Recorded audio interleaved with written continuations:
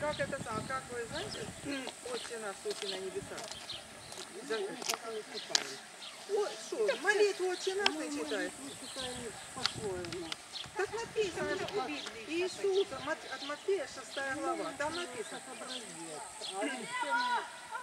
Ну правильно. Разговариваем с Богом. Так дело не в этом.